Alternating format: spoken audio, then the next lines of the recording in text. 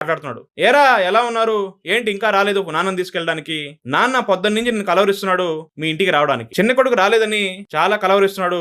త్వరగా వచ్చి తీసుకెళ్ళు అంటున్నాడు. ఆ అన్నయ్య ఇదిగో వచ్చేస్తున్నాను. ఆఫీసులో కొన్ని పనుండి రాలేకపోయాను. ఇప్పుడే బయలుదేరుతున్నానని అతను అంటాడు. ఆ అన్నయ్య వస్తున్నా అని చెప్పి ఫోన్ పెట్టేసి బయలుదేరాడు. ఇదంతా గమనిస్తున్న తన కొడుకు తన తండ్రితో ఇలా అంటాడు. నాన్న నాకు ఒక డౌట్ తీరుస్తావా? అప్పుడు తండ్రి ఇప్పుడేం డౌట్ రా, ముందు వెళ్ళి మీ తాతయ్యని తీసుకురాని అప్పుడు నీ డౌట్ తీరుస్తాను అని అంటాడు. లేదు నాన్న నా డౌట్ ఇప్పుడే తీర్చాలని ఆ పిల్లవాడు మొండి పట్టుబడతాడు. అప్పుడు ఆ కొడుకు ఇలా అంటాడు. నాన్న తాతయ్యకి 2 కొడుకులు.